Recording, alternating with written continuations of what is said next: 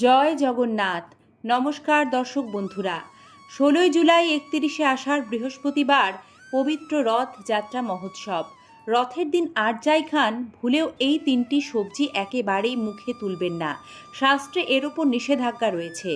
জানেন কি রথের দিন কোন তিনটি সবজি নিষিদ্ধ এবং কেন খেতে নেই? সঠিক তথ্য দেখুন আজকের এ পর্বে। সিংহরায় ডোরবেল সনাতনী বার্তা তথ্য সমৃদ্ধ নতুন একটি ভিডিওতে সকল দর্শক বন্ধুকে স্বাগত জানায়। চলুন যাওয়া যাক মূল পর্বে। 2026 সালে রথযাত্রা 16ই জুলাই বৃহস্পতিবার পালিত হবে, আর উল্টো রথ 24শে জুলাই 7ই শ্রাবণ শুক্রবার অনুষ্ঠিত হবে। দর্শক বন্ধুরা, হিন্দু সনাতন ধর্মের রথযাত্রা মহোৎসব অত্যন্ত গুরুত্বপূর্ণ একটি বিশেষ উৎসব। আর হিন্দু সনাতন ধর্মে যে কোনো উৎসব বা পুজো পার্বণের ক্ষেত্রে যে খাদ্যের বিধিনিষেধ সেটি মূলত আরোপিত হয় সেটি কোন তিথিতে পড়েছে সেটির ওপর নির্ভর করে। কিন্তু রথযাত্রার ক্ষেত্রে আরও বিশেষ কয়েকটি নিয়ম পালন করতে হয়, কারণ ভক্তদের বিশ্বাস আজও পুরীর জগন্নাথ মন্দিরের মহাপ্রসাদের রান্নায় বেশ কিছু শাক ও সবজি আছে যা ব্যবহার করা হয় না। এ প্রাচীন ঐতিহ্যের পেছনেও কিন্তু রয়েছে শত শত বছরের ধর্মীয় সংস্কার ও রীতি। আজকের ভিডিওতে সেই বিষয়েও আপনাদের জানাবো। তাহলে রথের দিন যারা মহাপ্রভুর ভোগ রান্না করতে চাইছেন তাদের একটি সঠিক ধারণা তৈরি হবে। ভিডিওটি শেষ পর্যন্ত দেখার অনুরোধ রাখছি, কারণ শেষে এমন একটি তথ্য জানাবো যা অধিকাংশ মানুষ জানেন না। রথযাত্রা মহোৎসবের মূল পর্ব কিন্তু দেবস্নান পূর্ণিমায় জগন্নাথ দেবের স্নানযাত্রা থেকেই শুরু হয়ে যায়। দেবস্নান পূর্ণিমায় ভগবান জগন্নাথ দেবকে যখন 108 কলস পবিত্র জলে স্নান করানো হয়, তখন দীর্ঘ স্নানের পর প্রভু জগন্নাথ দেবের জ্বর আসে, তিনি অসুস্থ হয়ে পড়েন। সে কারণেই তিনি নির্দিষ্ট কয়েকদিনের জন্য অনবাসর বা নিভৃত বাসে চলে যান। এ সময় ভক্তরা তার দর্শন পান না, পুরীর মন্দিরের দরজা বন্ধ থাকে।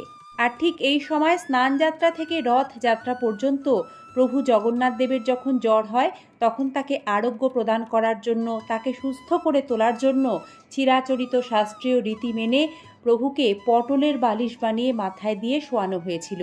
এটা শাস্ত্রীয় মান্যতা। সে কারণে বলা হয় রথের দিন পটল খাওয়ায় নিষেধ রয়েছে। তাই রথের দিন আপনারা পটল খাবেন না।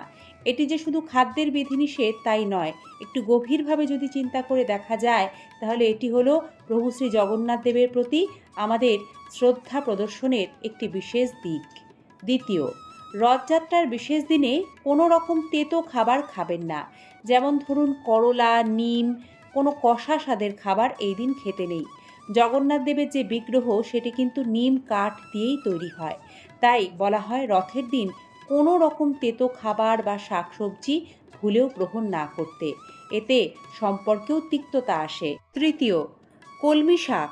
রথের দিন ভুল করেও কলমি শাক খাবেন না, কারণ জ্বরের সময় কলমি শাকের বিছানায় জগন্নাথ দেব শুয়েছিলেন বলা হয়, তাই রথের দিন কলমি শাক খেতে নেই। যদি আমরা তিথি অনুযায়ী নিষেধাজ্ঞা মানি তাহলে বলতে হয় রথযাত্রা আষাঢ় মাসে শুক্লপক্ষের দ্বিতীয়া তিথিতে পালিত হয়। আর দ্বিতীয়া তিথিতে অনেকেই মনে করেন বেগুন খেতে নেই, এতে শরীর স্বাস্থ্যের ওপর খারাপ প্রভাব পড়ে। তাই রথের দিন বেগুন খাবেন না। রথযাত্রার পুণ্যতিথিতে বাড়িতে পুজোর আয়োজন করা হয়। পুজোর বিশেষ দিনগুলিতে পুঁই শাক বর্জন করার পরামর্শ দেওয়া হয়। তাই রথের দিন পুঁই শাক বর্জন করুন। এছাড়াও কিছু ঐতিহ্যগত তালিকা রয়েছে যা পুরীর জগন্নাথ মন্দিরে মহাপ্রসাদে এখনও ব্যবহার করা হয় না। সেগুলি কি কি জেনে নেওয়া যাক। টমেটো ব্যবহার করা হয় না, মনে করা হয় কারণ এটি অপেক্ষাকৃত পরে ভারতে প্রচলিত হওয়া বিদেশি ফসল হিসেবে বিবেচিত। এছাড়াও ঐতিহ্যগত তালিকায় রয়েছে আলু, ফুলকপি, বাঁধাকপি, যা জগন্নাথ মন্দিরে মহাপ্রভুর মহাপ্রসাদে ব্যবহার হয় না। এছাড়াও রয়েছে গাজর, বিট, ভুট্টা, কাঁচা মটর, শিম, ঢ্যাঁড়স, করলা, শসা ইত্যাদি। বিশেষত জগন্নাথ মন্দিরের মহাপ্রসাদের রান্নার প্রেক্ষাপটে এই নিষেধাজ্ঞার তালিকা। এটি যদিও মন্দিরের নিজস্ব প্রাচীন রন্ধন প্রথা।